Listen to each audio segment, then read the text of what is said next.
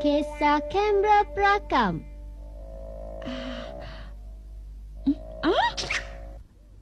Apa tu? Kenapa, Nobita? Doraemon, 2-3 hari ini saya rasa seolah-olah saya diikuti seseorang.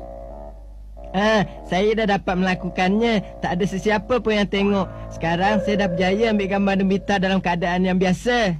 Betul ke Sunyo? Kalau betul tunjukkanlah pada kami cepatlah. Saya boleh tengok juga. Tapi saya rasa lebih baik awak tak payah tengok, Nobita. Kenapa pula? Saya juga nak tengok benda-benda yang menarik tu. Tak sangkalah awak berjaya mengambil gambar burung-burung liar dan beberapa jenis serangga, kan? Ini baru permulaan aja. Itu saya. Sekarang tengok macam mana Nobita nak mengorat. Cik, dia baca buku lah.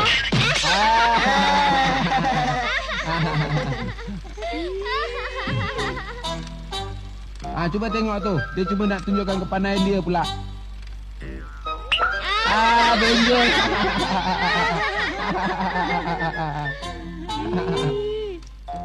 Tengok tu Nobita sedang tidur. Keluar elobasi dia lah.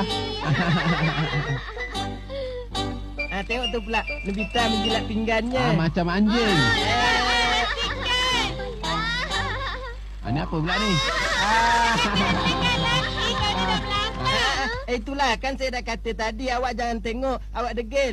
Kenapa awak nak marah pula Nobita? Sebab semua tu memang betul kan? Jadi awak tak bolehlah pula nak marah. Betul je Kak Jayan tu. Awak tak boleh nak marah Sunyo sebab awak sendiri yang berperangai macam tu, kan? Nobita, lain kali tu awak beringat sikit dan awak kenalah berperangai elok walaupun tak ada orang. Ya, betul.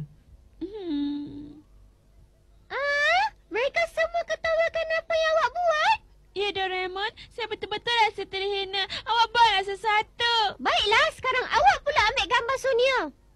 Macam mana tu? Saya akan pinjamkan awak kamera dari dunia masa akan datang. Ini alat perakam 8mm. Dan ini pula lensa telefoto. Apa kata kita ambil gambar Mama dulu? Boleh juga, kita balik lensa ni kat dia.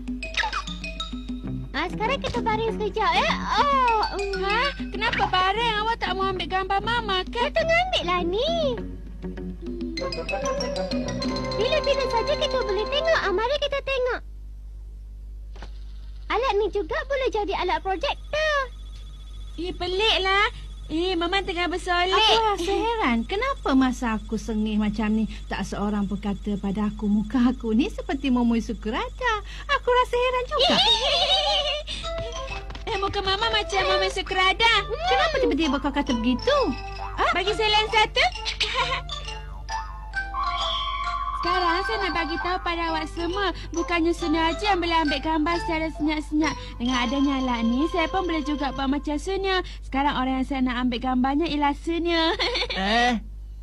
Ini mesti menarik. Yelah, saya tak sabar pun nak tengok. Kalau awak nak sangat ambil gambar saya, ambil lah. Balik lensa tu cepat. Ya. Awak berjaya.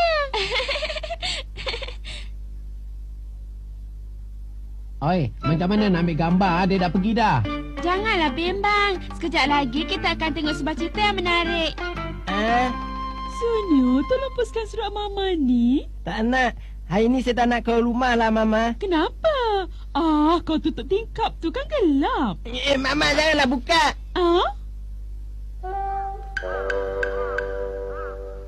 Hari pun dah nak petang. Apa kata kita tengok apa yang dirakamkan sebelum semua orang datang ke sini, boleh kan? Boleh juga.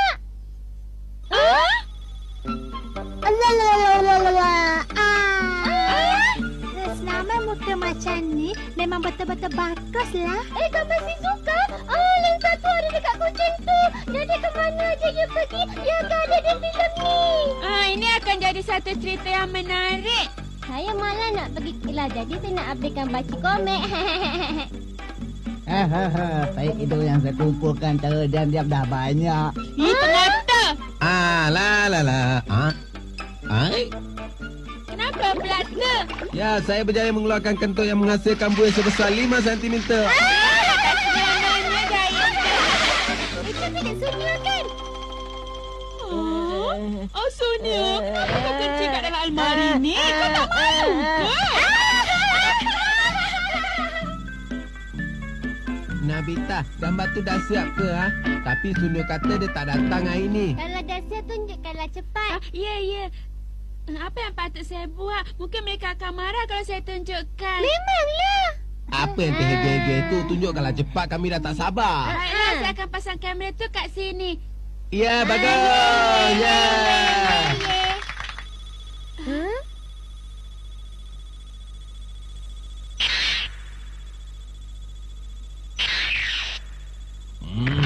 Nobita!